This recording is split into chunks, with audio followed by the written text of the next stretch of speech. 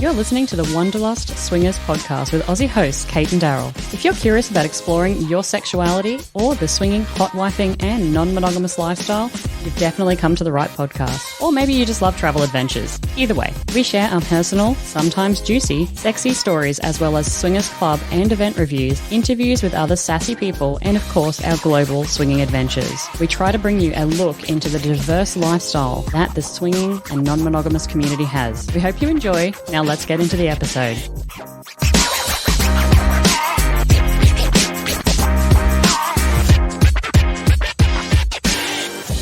G'day guys and welcome back to Wanderlust Swingers. This is episode 131, a swingers party in a castle. Why the question? I don't know. I just liked the inflection. It was in a castle. Yeah. It was Just to answer that question for you. It was in a castle.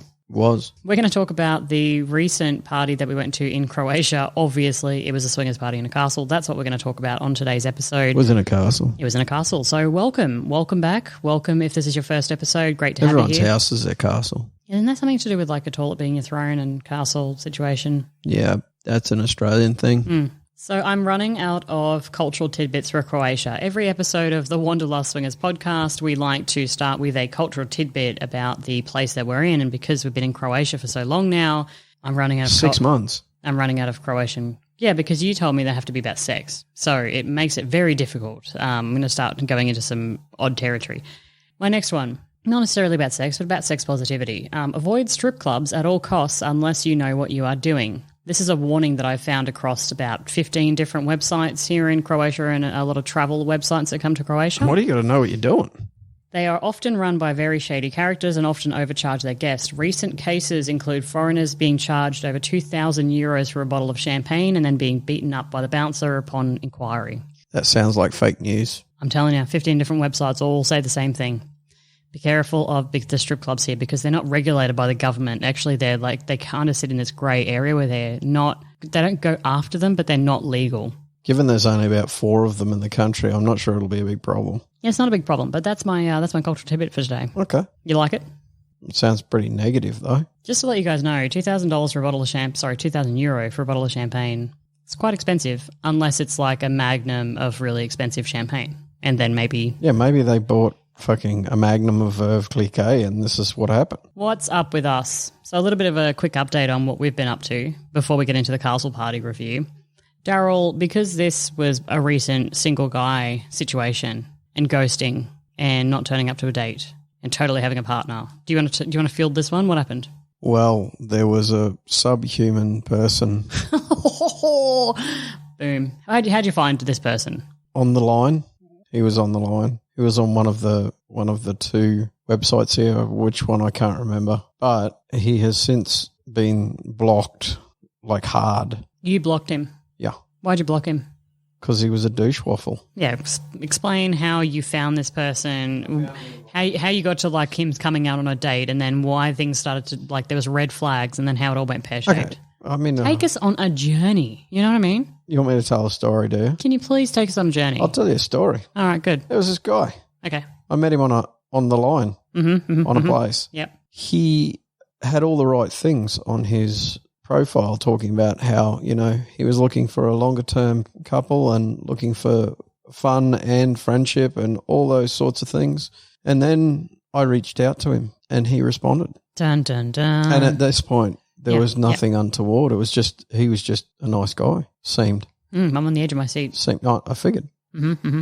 Then after that, I started sending him some messages and he returned said messages and I asked him the usual questions. You know, are you single? Have you done this before? Yep. Or are you a virgin? We recently got a message back from a guy who was 31 saying, happy to meet you. By the way, I'm a virgin. Yeah. I mean, that's on a swingers dating site. Yeah. Good for him. I think that's a good way to get out there, if you like. So he was not a virgin, but he did act like a virgin. No, he acted like a dick, and we're about to get to that. Okay. So we exchanged some photos and stuff, and just to, you know, check him out because the photos that he had on the website were not, well, they were just body shot, like torso shots. I have found in Croatia, again, the theme of single men who, again, really shouldn't have a lot of concern about it, but the theme of single men here just not showing faces is astronomical. And I've never really understood the fact that you'd just be the same like, everywhere though, we've discovered. yeah, I know. I'm just saying it's also here. I was hoping for something a little bit different here, but, I saw one today and there was just a cock on a screen and I was like, it's okay to send that. You don't want to send your photos, your face photos? Like, what the fuck? Well, not too many people can ID you from your cock, babe. There's not too many people going, holy fuck, that's Daryl's cock. I mean, I don't think you could even ID me from my cock. I reckon I'd have a crack at it. I don't reckon you could. We need to do a cock lineup. Okay, carry on.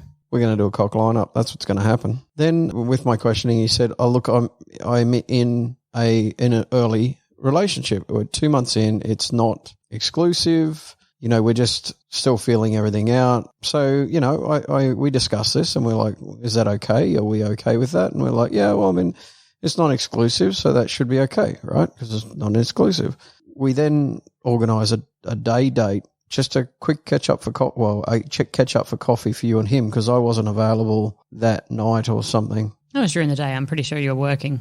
Yeah, but there was a reason we did it then. We were either travelling on the weekend or something. There was some reason we did it. Anyway, and you were just going to catch up with him for a coffee to sound him out. And he agreed. He said, yeah, no problem. He even picked a place that he was going to meet you and said 1 p.m. I'll talk with you before that anyway and let you know what's going on. But we'll catch up at 1 p.m. tomorrow. And then he said, okay, I've got to go now.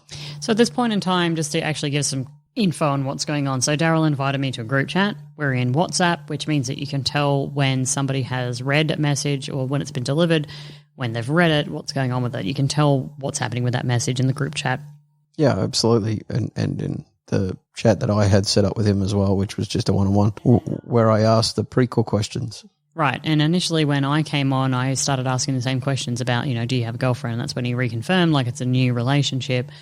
And he sent a photo to us and then had another photo where I was like, it's a bit iffy. I don't know. There seems to be another person in that photo. Doesn't sound like I saw that photo. Oh, I might be getting my wires crossed. Anyway, so we're in the chat and talking a little bit, and one of the red flags for me was that he sent a message and I was working, and then 20 minutes or less than 20 minutes later, he just sends a question mark and sends that. And he did the same to me as well on the solo chat, where it was at the same time actually, because he asked me a question on there and I saw the question mark and I responded to him after that saying, hey, look, we're moving to the other chat, so there's no more, I won't respond here anymore. Yeah, but it was a red flag for me because somebody who's that impatient that sends a message and then within... It was within 10 minutes that I got that. Within a short period of time sends just a simple question mark to me was a full-on red flag. Yeah, it's like, do you have anything to do during the day? Yeah. So we set up a date. We set up a coffee date, 1 p.m. on a Wednesday or a Thursday or whatever it was, and all chatty, sent some photos. I sent some more photos of us. He sent another one of him. And then... he left the group chat. No, he said, I've got to go That's now, right. Which is where I got up to before you took us back through time. And he said, I've got to go now. And we both assumed he meant I have something that I have to go and do, like I have work to do or something like that, right? But then he left the chat. Yeah. He just left the chat. And this was right on end of day. Yeah. And 5 p.m. And so the reason the reason we know he left the chat again with WhatsApp, you can actually, it'll tell you such and such has left the chat. Like it doesn't. I feel like the majority of people in the world have experienced WhatsApp to this point. So he said, okay, deal. I'll meet you at 1 p.m. That works fine for me. And then he said, I must go now. So I'll text you tomorrow to confirm the meeting, wink face. And I was like, well, that's a bit strange. Like, what are you doing for the rest of the night? But I was like, okay, cool. Have a good night. And then immediately after that, he left, which was the red flag for us. That wasn't the red flag. That was a red flag. I also sent a message to him after that saying, hey, you just left the chat, because perhaps he did it accidentally. Hey, you just left the chat. What's going on? That's a bit of a red flag for us. It seems like you're trying to shut everything down before you get home, so that the person that you're only in a very early 2-month relationship with doesn't see it. And if that's the case, we're already past the level where we are comfortable with being engaged with you. So thank you for your time. If this isn't the case, please let me know. Exactly. He's still never opened that. Exactly. It has still never been delivered to his phone. Right. So that was basically our story of a recent single guy that ghosted us, and he didn't turn up to the coffee meeting. He didn't respond or read Daryl's message, and complete red flags, a few of them, throughout the entire chat. And super douche. Yeah. Dick move. And so and why did you actually go to the trouble of going on the website and then blocking him? What was that about? Well, I went on there to see if I could complain about him, but you can't. This is actually you were trying to give him a Yelp review. Well, no, this is one of the problems I think with a lot of these websites is that you can review people, but you can only ever give them positive reviews. There is no way to offer somebody a negative review. Can't you just type in the box and say You got to give him a positive review to do that. So if nobody ever looks at what you typed in the box, right, which let's be honest, most people wouldn't, then you've given him a positive review. Right. That seems kind of counterintuitive. It does. Counterproductive, maybe even. Okay, so let's move on. So you're going to Poland tomorrow. I am. Happy sailing. This is your first business trip in the Europe. In the Europe. It's actually not. I have made many business trips inside Croatia. I meant broader. This is your first time actually going on a plane to another European country. Since we've lived here. Since you've lived here, yeah. Yeah, it is. Yeah, are you excited about it? Not really. Cool. All right, guys, let's now talk about this castle party. So this castle party was advertised on a local dating site, and Daryl booked it while I was actually in the US as a bit of a let's go out and meet people. Before we get into anything, though, Daryl, black ring rating from 1 to 5, 5 being the best. Where are you at? It was a 3. So solid 3 for you? Yeah, it was a 3. I didn't say a solid 3. Okay. It was just a 3. Black ring rating of a 3. Yep. All right. 3 out of 5. Sure. Yeah, I'd agree with that, actually. Can we do Harveys? What do you mean? Calf rings. No. Then 3. I'd be inclined to almost give it a 4, but no. What? Nah. I'd give it a 3.5, but we're not doing Harveys. Why would you give it a 3.5? What makes it better than average? Oh, well, let's just jump right into it then, shall we? Yeah, okay. Well, all right, let's you do can it. explain this to me along the way. It was a nice castle. Okay. So first and foremost, it was on a dating site. You had to pay for the tickets up front. And if you go to this particular event, they then also validate your profile. That's something that we've noticed a lot here in Europe. Not so common in the other locations that we've been to or traveled to before, where the company will validate you if you go to some of their events, and that gives you a higher rating on your profile, which means... It's a real bitch to get the stamp off your forehead, though. They brand your ass with a hot iron. They don't use hot irons anymore for branding. They do. No, they don't. They use frozen irons, liquid nitrogen. By the time you booked it, what was up with the rooms on site and stuff? There was no rooms left. There's only 20 rooms. It's a fucking castle. It's only a small castle. It's just like a small castle. So was it already sold out? Only 20 rooms. Did it already tell you that it was sold out? Yeah. Okay. Yeah, it was already sold out then. And in fact, the backup castle was also sold out at that point. Oh, though you did go on a wait list, right? Yeah, but they said there's like 20 people on the wait list in front of you already. So suck a dick. So lots of people on the wait list. Yeah. All right. Well, there you go. Shit happens, eh? Yeah, so you still didn't explain what made it a 3.5. Was that the end of the story or you got more? First thing I want to mention is the COVID protocols. What fucking COVID protocols? This is what I want to say. This is what lost at some black ring points. Before we went, they sent an email. Actually, and I do want to also say this email only came about 4 days before the event. So I thought the lead up to that was also quite short. They sent an email basically saying you either need to be fully vaccinated and bring your vaccination passport card with you, or you need to provide a negative PCR test that had been done in the 48 hours prior to the event. They sent us that, like 4 days out. So, I mean, initially I was like, kudos, it's a COVID-free event. That's what they were calling it.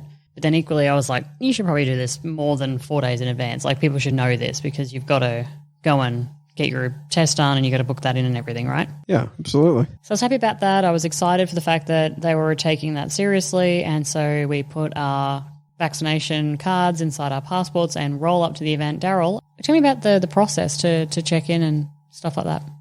Yeah, you pay the extra €50 and you checked in. Yeah. No COVID tests, no COVID checking at all. No. So it was just all for show. It was just to prevent kerfuffle. To prevent kerfuffle. Now, the event itself was €200, so that's $236. Do you think there was value for money there?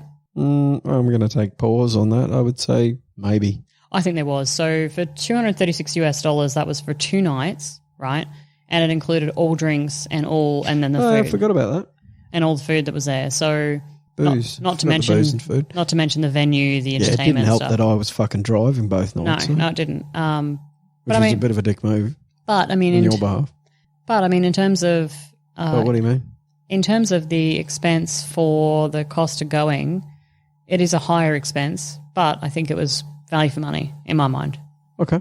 I'll take your word on it. I mean, I'm just thinking about how much all you could drink at home would cost us. €200 for 2 nights with the food and everything. All you could drink. Yeah. How many bottles of wine you reckon you can get through in one night? True. Shit, that's there. Oh, well. Just out of curiosity, I'm going to say at best you're going to get to 2. Hey. So we're topping out there at €40. 50 if we're feeling fancy. If you're feeling fancy, but you're a booze hag, so you're always on the cheapy stuff. Because you like to take the piss out of me for all the hotels that I book and stay in. Oh, fuck me. Would you like to field this one? You mean the hotel that didn't even have an iron for me to iron my shirts before we went? That one, yeah. Yeah. I don't want to even pull the piss out of you about this. I think lesson learnt is where we should be at. Okay, so in my defence, the actual castle was about a 45-minute drive from where we live. So it's actually really, really close. The issue is that you can't get any kind of taxis or anything out there because people just don't pick up or drop off out there, right? Well, they might drop you off, but they're sure as shit not going to pick you up at midnight, 1 a.m. So literally day of about, 4 in the afternoon, or 3 in the afternoon, I text Daryl on Friday and I said, hey. I've decided that we're going to stay somewhere. Because we were going to stay at home. Yeah. And I said, let's get a hotel. It's 20 minutes away from the venue, which means that it's halfway between our house and there. I realise, we live quite close, but it's at least a little bit closer, a bit easier. Let's go and get a place. Now, didn't really work out. No, like that, there was only one hotel that was that close to the event, and it was a bit of a shit tip. It was a huge shit tip. So we get there, and we check in, and go up to the room, and it's 2 single beds. Yeah, they fucked you on that because you called them earlier and asked whether they had a room with a double in it. Yep. And they said yes. They also charged us more than what was on the website. Yep. So they fucked us there. So, you just got fucked pretty much. And then they didn't have an iron. So what did you do? I had to drive all the way fucking home to get an iron. I actually said to you, I think the day of or the day before, are you going to iron those shirts? And you were like, nah. What fucking hotel doesn't have an iron? That one. So hang on. So I don't mind that there wasn't an iron in the room. That's okay. They didn't have an iron at all. Like at all. Yeah, that's weird. That's fucking strange. I mean, you just have an iron in cases. Yep. All right, so let's talk about the actual event. So it's like €3 to buy a fucking iron here. You know? You're going to pack one in your luggage from now on? Oh, don't make me get a travel iron. I'll do it. No, you would. Such a fucking thing. They're battery operated. So gross. Why is it gross? So let's talk about the actual event. So when we turned up, the theme of the event it's called Black Seduction. So the theme of the event was black attire. So on the first night, women would wear little black dresses and men would wear black like suits. And on the second night, it was even more formal with gowns expected and actual tuxes and stuff like that. Or ties. Yeah, so basically a very well laid out and I guess well-attired group, right? Yeah, except for the dude who turned up in a pair of white sneakers. I was going to say, there was one dude there who turned up in jeans and white sneakers and he was the odd one out. Well, he was a single guy as well, so he'd kind of thrown himself well out of the pool. Yeah, dude, no one's going to pay attention to you except to poke fun at you. Yeah. So weird. Which you did profusely because you're a monster. I liked the atmosphere with the fact that people were just really looking great. What did you think? What were your impressions? I agree, especially the second night. Some of the guys, in terms of what they were wearing, they really brought it on. Guys and girls. I mean, obviously the girls. That always goes without saying. But even the guys there, all of the guys were dressed well, which is kind of unusual at the events we go to or any events. Yeah, there's normally the guys are normally the ones underdressed by comparison to the ladies. Mm-hmm. But the ladies, some of them were just stunning. Some of the dresses that were worn, even on the first night, remember on the first night, you were like, holy shit, I don't have a dress that's capable of keeping up with these ladies. Yeah. If this is the informal night. Yeah. Yeah. People were rolling up in like gowns. It was a good look. Yeah. So you liked the atmosphere that they kind of created with that? Yeah, for sure. Yeah. I think the atmosphere was really good. I actually think the event on a whole was awesome for most people that were there, but that's because most of them could speak the local language. Mm-hmm. Yeah. I mean, in terms of the actual what happened at the party, so it was an open bar. You go in, you get your swag bag, you check in. You get a bracelet if you're doing both of the nights. Different coloured bracelets for people who were staying on site at the castle as well. So they had a gold bracelet and we had a black one. I thought that was interesting. There was others as well. There was first timers was a different colour as well. Okay, we didn't get that bracelet.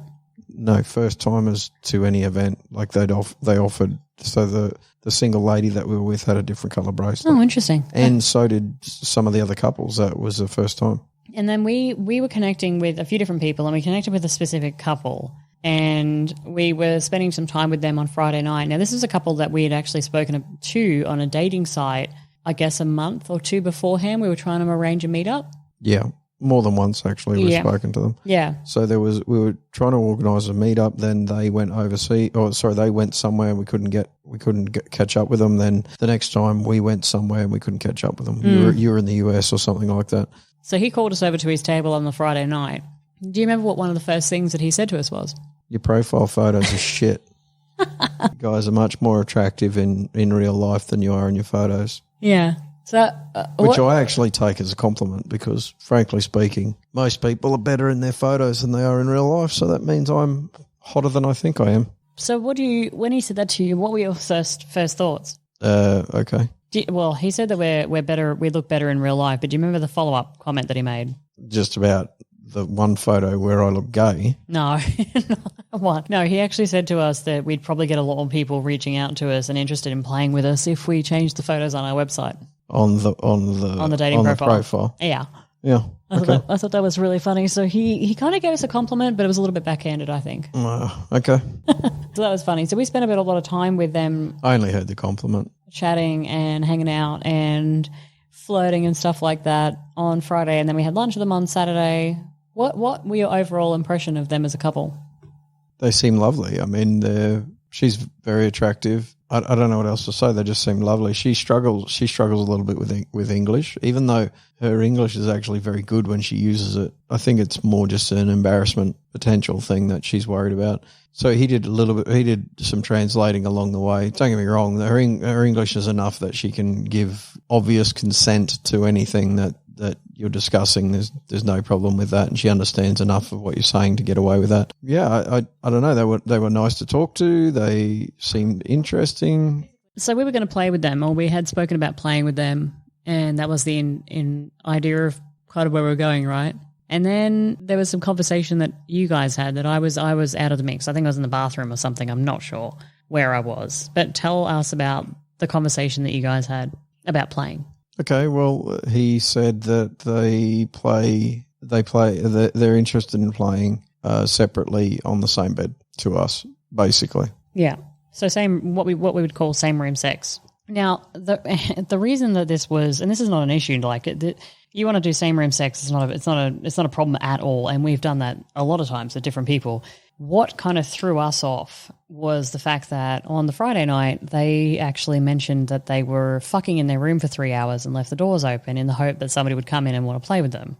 So our interpretation of that at this point was that clearly they were interested, clearly they swap with people, they're interested in play. We'd spent this time with them, and then they mentioned this. So our idea of this, or what we perceived this conversation to be, was that it was a potential out for them. It was an opportunity for them to reject us without actually rejecting us. Is that fair to say? I mean, not rejecting us is a pretty harsh word, but more that they weren't interested in potentially playing with us that night. Yeah. So not necessarily forever, just that night. Right. Yeah. Turns out that was a bit of a miscommunication, though. Yeah, this is a problem when you don't speak the language. So we ended up leaving. A couple of days later, him and I were messaging backwards and forwards. I mean, let's just establish why we left, though. It wasn't because of the fact that we didn't want to play beside them. It was that I was the non-drinking driver for 2 nights in a row, and it was getting quite late. It was already in the AM at this point, and I frankly said, "Look, I'm not going to stick around. I'm not going to stay here drinking for another 2 hours to have sex with you when I can have sex with you at home 2 hours before now." It was definitely a contributing factor to us leaving. Yeah, of course. Because, of course, we're like, okay, we thought we were going to play. We're not going to play. So you were saying like... Yeah, I'm just establishing it wasn't a dummy spit, though. It was more just that there was a whole lot of other things going on there. Like, it was late at night. I had to drive home. I was getting sick of standing around watching other people drink. Everyone else is having a lot more booze and hence, in my equation, fun. Mm-hmm. So I decided that it was that I was done with that. With that in the books, and the idea that I believed that it was just a tonight scenario, that was the case, then we could catch up with them again another time, which we plan to. Yeah. So what are your thoughts on the entertainment? So basically there was a few different pieces of entertainment. There was the saxophone guy. Saxophone guy has the best fucking lungs out of anyone I've ever met in my life. That dude doesn't playing smoke. for like 4 hours straight. He doesn't smoke cigarettes, I've decided. Fuck no, Jesus. He must be the only person in Croatia. And if he does, he sucks one of them down in a breath. Just like one ciggy gone. Yeah. So saxophone guy was there for both nights, as well as a DJ, and there was also a fire dancing lady. What do you think about the random performance on the grass and everything like that? For me, it felt out of place, went very quickly. Yeah, I feel like she drove a lot longer to get there than the show she put on, for sure. Oh, fire performers are always very quick. So, for example, in Miami, I was looking at hiring a fire performer, and it was a 15-minute performance for $750. Okay. Yeah. So they're always like quite short. So if you double that, they're quite short. $1,400 or give them $1,400, do they do twice as long? They take a break in between. What? Yeah.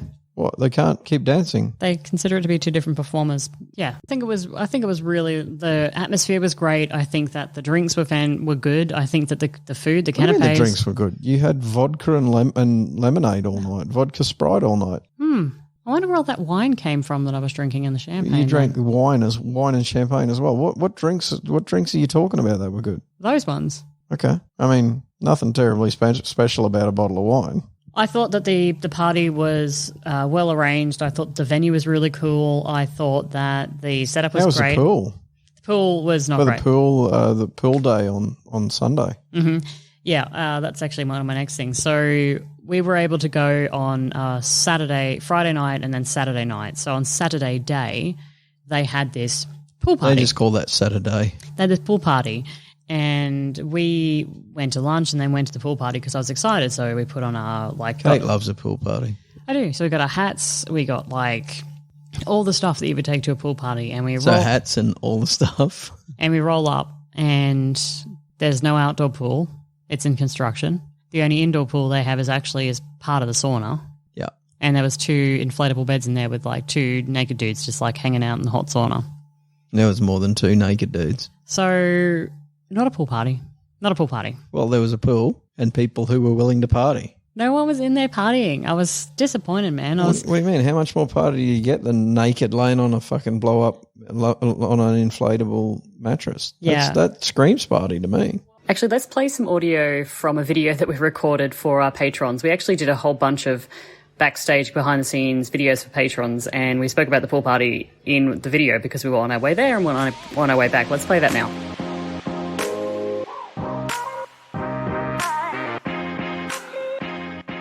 Okay, pool party, Daryl.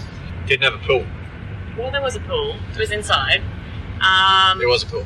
Thought the pool party was outdoors, so took a shitload of hats and Pool party garb. jewelry and body jewelry and Pool party stuff to wear at the pool party. Yeah. And I didn't take any of that. it wasn't really a pool party. We went in there and there was 2 naked dudes, cocks out, naturally because they're naked. And that was about it. Yeah, a good look at cocks though. It was pretty good. I didn't look at the cocks. You got to look at the cocks, mate. Did you really? Yes. You know what I did? I was like, that's cocks. Yeah, and you freaked out because you're like, oh my god. I was like, cool. Oh my god. Oh my god, look out for the cocks. He's turning though. Yeah, I got this. This is not my first time I feel like it is your first time. And it just wasn't the kind of pool party with a DJ that we were expecting, I guess. So we had lunch and we sat down and we spoke to a really nice couple. It was lovely. Yeah. It just lacked the pool, which I might add a number of people mentioned, and also the guy who ran the event. There's a half-finished pool there, which would be great. It's like next year. It's going to be lit. And I agree. The rest of it's awesome. So the pool is not a big problem. No. I'm kind of hungry. Maybe you should have eaten more than a fucking salad. I had a beef stick. Your salad. Salad eating bitch. In my mind too, I was like, okay, daytime pool party. It's an opportunity for us to mingle and meet some people. Still at 3.5 stars here though. To set it up for later on in the evening. We ended up having lunch with the couple that we were just talking about, and that was really great. Spoke to her a lot more. Yeah, but we trapped ourselves. Yeah. So that's another reason why you're a little bit pissed off, because in your mind you're like, we didn't mingle enough. We didn't mingle at all. For the whole lunch meal, we didn't mingle with anyone. We sat there talking to two people, which I don't really have an issue with. It's just that we could have also sat for a while talking to them and also talked to other people. Let's talk about that actually, because so we looked kind of like we were excluding others in the way we were seated, because we were sat at a 4-person table in between two really big fucking posts. Let's talk about that actually, because I had been sitting with people before that, and throughout this entire, why you weren't there and stuff, but throughout this entire event, there were some people that were flat out ignoring us, and there were some people that were not communicating with us, and there were some people that were really trying to communicate with us. And this is not a negative on these people, because we were speaking a foreign language in their country. So we were obviously speaking English. Now, we've mentioned in the cultural tidbits before that 70% of Croatians speak English, which is true. This particular party, however, I went online and looked up where people were from, and people were from Germany, Austria, Bosnia, Serbia, Hungary.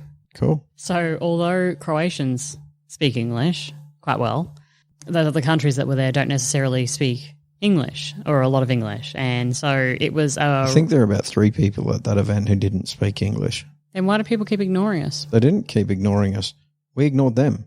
We sat at a table with 2 other people for the entirety of the lunch. So on a number of occasions, I tried to talk to people both Friday and Saturday night. Actually, I recall one specific table that we went inside to talk to on Friday night, walked in, and there was a group of 6 people, and did the whole kind of tried to open the conversation up to us, walked up, said, hey, Cate and Daryl, and then we apologised, prosti samo engleski, as in we speak only English.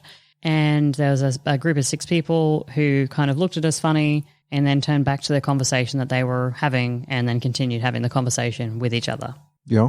So if there was only 3 people at the event that didn't speak English, then those people did outright ignore us then, is what you're saying. Yeah, I didn't say that everyone there was willing to speak English with us. Right, so you do think people were ignoring us and making the decision not to talk to us? No, I think it's just difficult when you're around a table like that, when you're already holding a conversation in a different language, and then somebody else turns up and wants to change the language. It is difficult. I think that one of the things that was a big takeaway is how exhausting it is. The implication of ignorance is the thing that I have the problem with. I don't think people were ignoring us. I think that they were already in a conversation, speaking a language that they're comfortable with. They weren't ignoring us. Why would they change languages to something that is not their standard and they're not comfortable in, just because 2 fucking peanuts turn up who can't speak the language? So did you find it generally exhausting? I mean, it was an exhausting night, yes, for a few reasons. One, the language barrier was a problem, but also you weren't interested in approaching anyone from the point that somebody didn't respond to you. I kept saying, you were like, I said, let's go over there and talk to them. And you'd be like, I don't really want to. So on Saturday night, we actually spoke to at least 20 different couples, at least. You said it more than once, I don't feel comfortable walking over to people and breaking up their conversation in a different language and asking them to speak English. And we still did. I agree we still did. And that was because every time you brought that up, I said, well, we've got to fucking do something here. We can't just stand in the corner and talk to each other if we want to meet people. When we went back that night, we were dressed up, and we were having conversations with quite a few people, because we're at a table of a shit ton of smokers.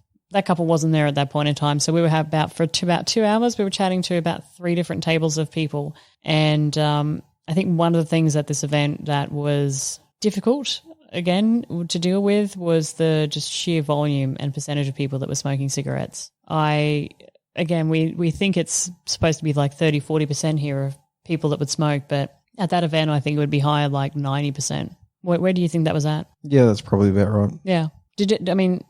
Overall, did that bother you? I don't care anymore. You can't afford to care in a country where there's 40% of the people who smoke.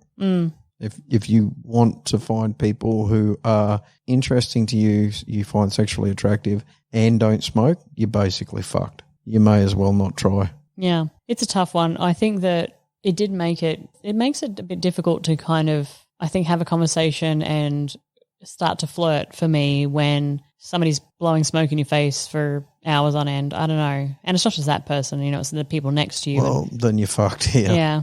Would you go back to the party? If I knew how to speak the language. So you won't go to one of these parties again without speaking the language at all?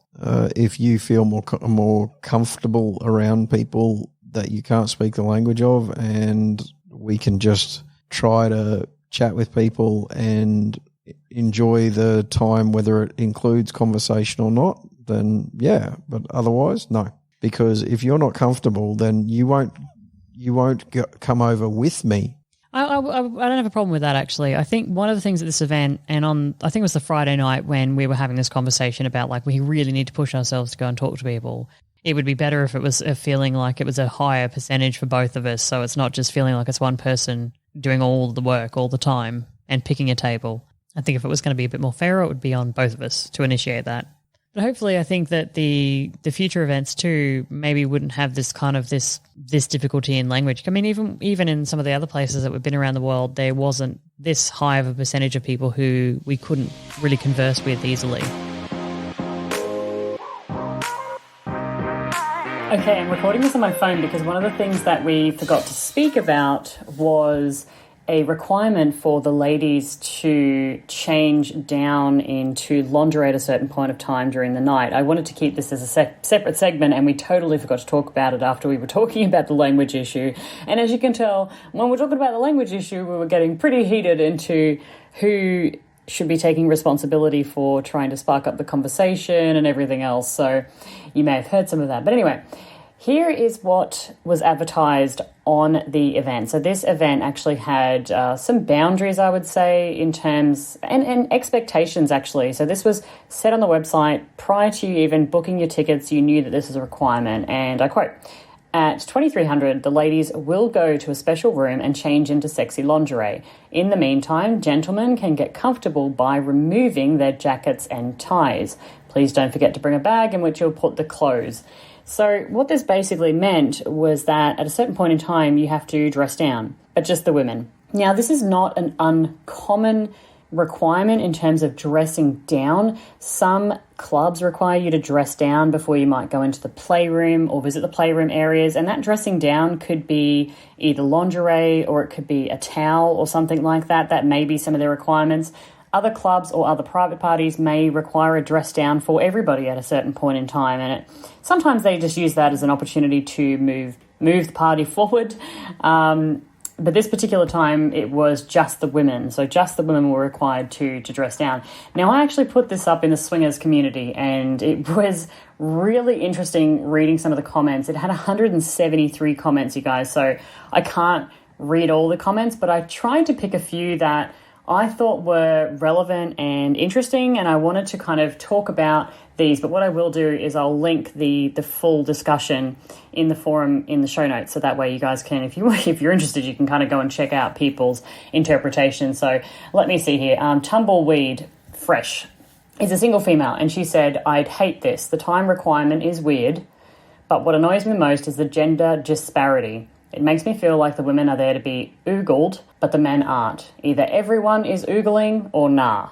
That's a pretty common one. So a lot of people actually thought that this was rather sexist, you know, and if we're going to get people to dress down, why not get everybody to dress down? And, you know, some people are there to look at all different kinds of bodies. So that was interesting.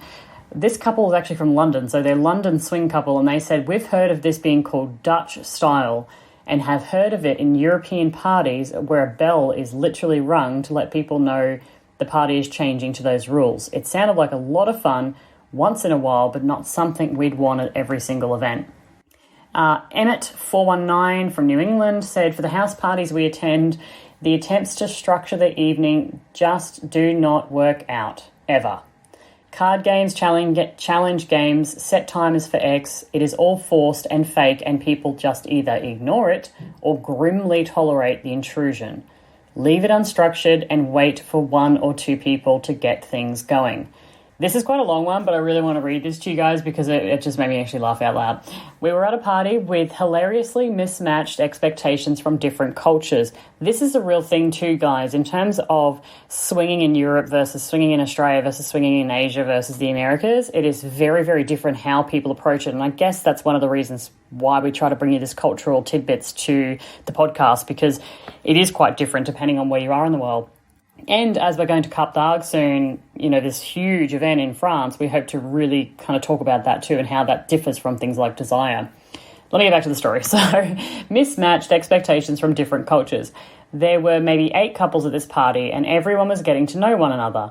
One couple clearly did not fit in appearance or attitude. Unlike everyone else, they were seriously out of shape. They were sullen.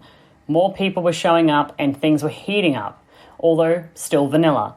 The male half of this couple was complaining that things were better in Europe. He announces to the party that he is going to the bathroom, and by the time he emerges, if people aren't getting naked, he and his wife will leave and never come back. We looked at him like he's nuts. He goes to the bathroom, he comes out of the bathroom, he looks around and finding the situation not to his satisfaction, leaves with his wife. Half an hour later, everyone is getting naked and having sex. I just thought that was funny. I thought I would mention that because absolutely it does bring in that cultural side of it where there are just completely different understanding of what is fun. Okay, a New Jersey Lifestyle said, I don't get all this hate on this. I don't understand the hate. So there was a lot of a lot of posts that were disliking this requirement to change down into lingerie. First, I've been told many times that well-dressed men for women is men... Sorry. First, I've been told many times well-dressed men is like men in lingerie. So in other words, men in suits, which is what they all were, is like lingerie, which is actually something that I've said on the podcast so many times, it's crazy. I personally look very good in a suit. I look very bad in lingerie. Secondly, it is all voluntary. It's not like this is a surprise. My wife would probably go no problem, and if you wouldn't like it, don't go. But it's not some anti-female, anti-rights thing. This is the party. If you don't like it, don't go. We've been to far too many parties over the years where everyone is too shy to move it to the next level. My wife herself is very shy, but when it's a group thing like this, it's much more relaxing for her, so she's not the odd one out. So go and check out the links in the show notes, guys, but it's interesting because when this first came about, I thought, this is interesting. And I can see how there are varying opinions on people thinking that this is a little bit sexist, or it feels a bit strange, or it feels very forced. But also on the other hand, I think kind of go with the flow. I mean, like that person was saying, if you don't like it, don't go. For me, I think that it would help people to maybe progress to the next level. I also thought it was kind of funny that the women all kind of went and got dressed up together and then kind of came back out and there was some champagne and things in the room. So I think you could actually make it quite fun and not necessarily make it that it's weird and odd. It did feel a little bit weird not at this party in terms of the time. What actually felt more strange to me was actually the walk back in, because obviously then everyone's coming down and they held us at the top of the stairs to kind of come down into the stairs and almost doing like a lingerie show. I think if it had been a little bit more fun and played on that whole lingerie catwalk kind of idea, I think that would be really, really awesome. But on a personal level, I didn't feel like it was necessarily a bad thing. Would I want it at every party I attended? Probably not, no. Particularly if you're in the middle of actually getting along with a couple, if you're in the middle of flirting and you're in the middle of making those connections and you're like, okay, this is going to head to perhaps the playroom soon, and then someone comes by and they're like, hey, it's 2300, you got to go up into the bedroom. That can be, a bit strange. So I wouldn't like it at every party, but certainly it was an experience that I thought was okay. I will say that there were a lot of women that were very stressed about the lingerie that they had, which I thought was an interesting perspective. One of the single ladies that I was hanging out with at the time was very, very concerned about showing her body. And so we kind of hung out for a little bit and we were just talking about the fact that sometimes you've just got to own your body and kind of just go with it. So that was interesting to kind of hear and see her perspective on that as well, particularly like being a single woman, it's a bit different. At least with me and the other lady, we were able to come back down and kind of parade in front of our husbands and she was with us, but it just felt a bit bit odd for her, I think, a little bit. So that was an interesting thing that I just really wanted to share with you guys before we get ready to close out the podcast. So that's the lingerie at 2,300 hours. We'll be back in a second. Okay, and as we get ready to close out this episode, I really want to thank you guys for tuning in and to listening to that. As I said earlier, it got a little bit heated there when we were talking about the language barrier. And I think the reason behind that is because you do feel like you are kind of letting the team down a little bit with the struggle of communicating with people. So that was really interesting for Daryl and I to experience, and something that I hope we get better with, particularly me. You know, yes, I was very concerned with interrupting people. I felt like I was just irritating people. I felt like I was really bringing people down and, you know, just inconveniencing people. And, you know, rightly so, because we are speaking a foreign language. So, yeah, that's actually the case. So before we go, just wanted to shout out to our patrons. If you were part of our Patreon team, our crew in June, then you would have seen the 8-minute kind of backstage video that we produced going to this event for those number of days. If you're not a member of our Patreon, we would really appreciate you guys to actually support us. We're actually trying to get to 100 patrons by the end of 2021. We would love your help. For $5 a month, you can support our efforts to normalize alternative relationships. And of course, you get all those exclusive kind of backstage bonuses as well. And here's what we've got coming up. If you are a Patreon member before August, what you're going to actually get some backstage scenes on is 2 visits to the local club here in Croatia, because we're going to Anaconda Club. That's coming up, so you get 2 backstage visits to the club, and we're going to take some video there as well. And you'll get full backstage scenes at our entire week at Kapdag in the nudist village in August, of course. So if you guys want to support us on there, you could head over to patreon.com/swingingdownunder, and the link is in the show note. But otherwise, guys, I hope that you found that castle party in Croatia intriguing. We are heading to possibly Venice this weekend. We're going to drive to Italy, and then the weekend after that, we're going to the club. So we've got a lot more stuff coming up for you. And oh, by the way, totally just had a threesome last night. So I'm going to play a bit of audio that I surprised Daryl with, and that's going to be the next episode. We're going to be talking about that threesome. But for now, here is some random audio that I took on my phone from Daryl before the single guy turned up at our apartment. So I'll leave you with that, and otherwise I hope you guys are great. Bye! Real quick, how's my hair? Yeah, looks good. Looks okay? Yep. Can you check my arsehole? What? Make sure it's like hair-free? Yeah. Just check it. Well, I mean, there's got some of your head hair that's fallen into your arsehole. Yeah, it's hair free. Looks good? Get down in there. Yeah, looks good. Okay. Should I worry about blood? Depends. What are you planning on doing? I don't know. Yeah. Do you want to put it in? Yeah. It is important to really take notice of your grooming regime and make sure that, you know, everything is just nice and ready in cases. You never know. Truly, you never know what's going to happen. And sometimes... You want the vibrating one? No, not the vibrating one. Sometimes you just want to make sure that, you know, you're hair-free. Hair-free since 93. All right, well, that's the wrap-up for the castle party. I don't really have anything else to add. Okay, neither do I. Okay, bye.